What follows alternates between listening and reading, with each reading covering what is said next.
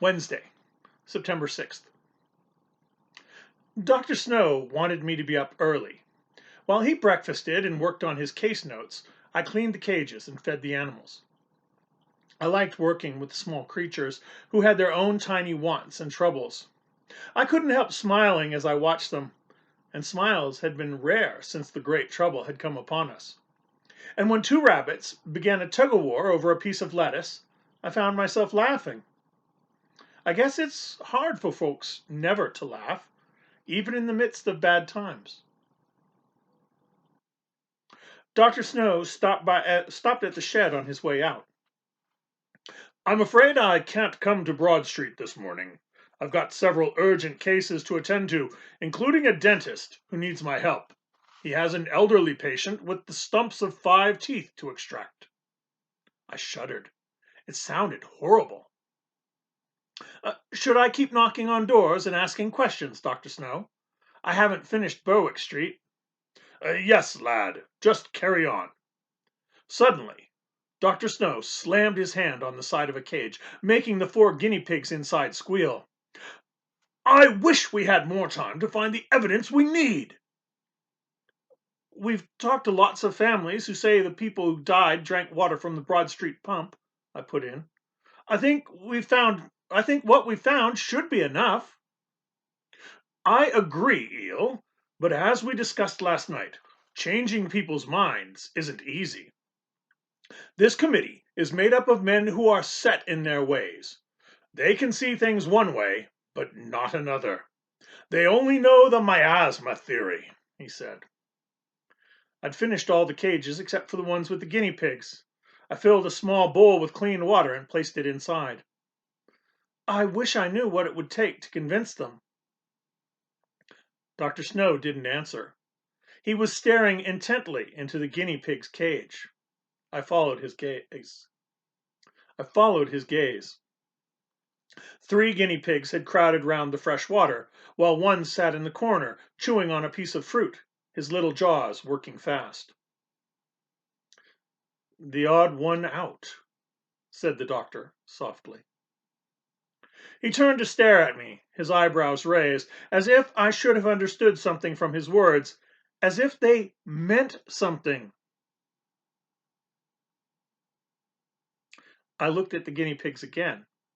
At first, all I could come up with was that Dr. Snow was a bit daft. That would certainly fit with what Mrs. Weatherburn had told me about the doctor giving himself doses of gas. Maybe the chloroform had gone to his head. But then I focused on the one guinea pig that was far away from the others. Was that it? The odd one out? Guinea pigs around a bowl of water, one in a corner. What was Dr. Snow thinking? All at once, a sound escaped me. Have you got it then, Eel? I think so. If these here guinea pigs all lived by the pump and drank from it, and it had the cholera poison in it, then they'd get sick, I said, my words tumbling out quickly, though I was trying to put it into a scientific sort of way as best I could. I paused to lick my lips, which were dry from the sun. But there could be other reasons, too, like living close to one another and catching it that way, or maybe, like the Reverend and the other folks say, from the miasma, from bad air on one street. Go on. Dr. Snow folded his arms and watched me. Since there could be so many different explanations, it's hard to make a clear case that will convince folks. That's where this other guinea pig comes in. The one over there, all by himself. Suppose he was nowhere near the water, nowhere near it at all. I spoke slowly, puzzling it out. Yet, suppose this far-away guinea pig somehow got hold of the water and fell ill, I said. Maybe someone brought the water to him.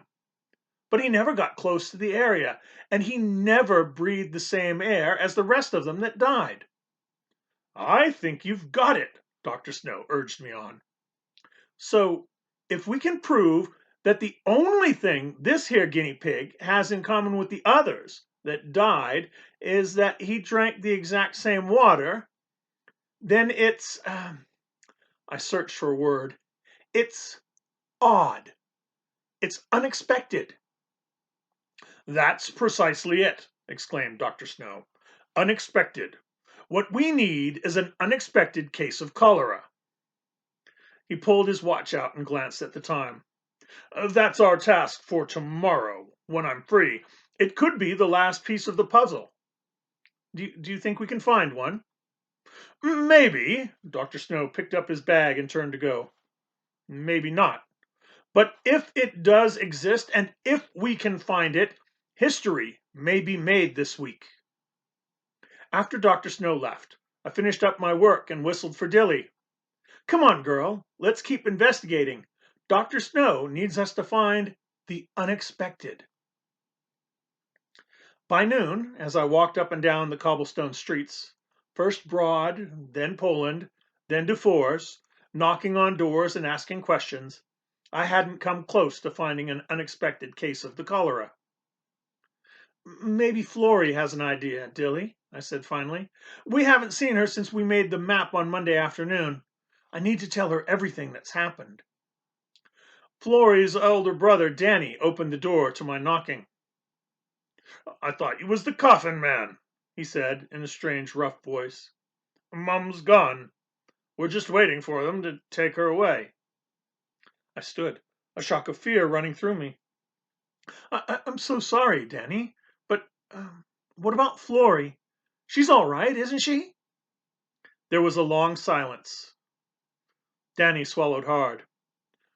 She took sick last night, Eel.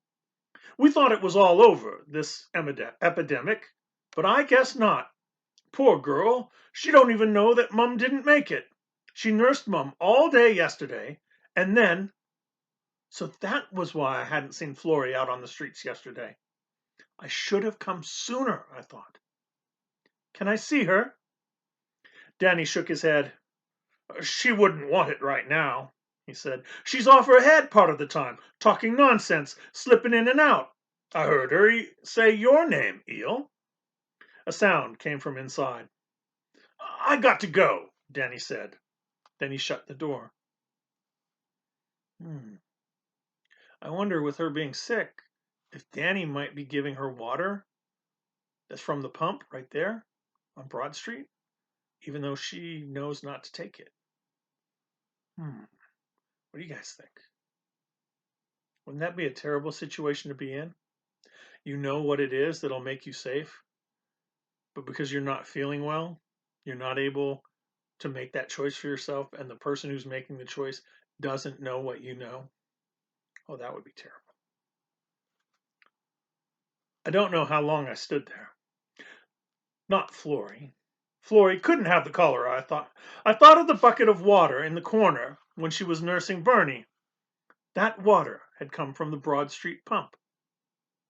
I was still standing on Florrie's doorstep when I saw Gus, the lad we'd met at the Broad Street pump last week. I'd suspected he was sweet on Florrie.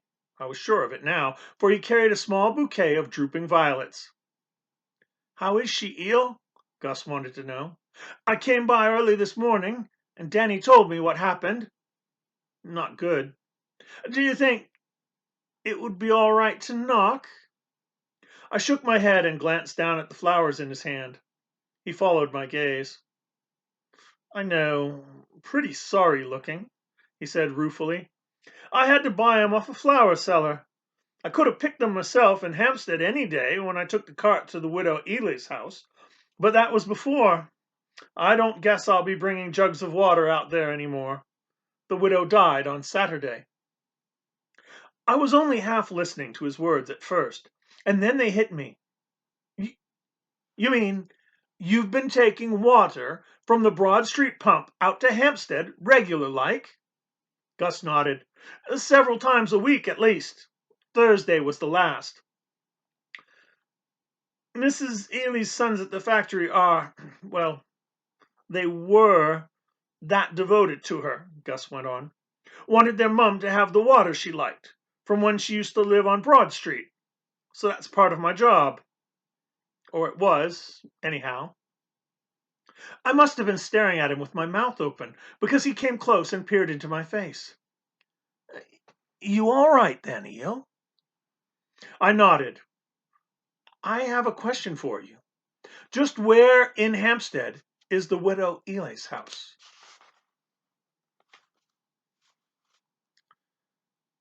So,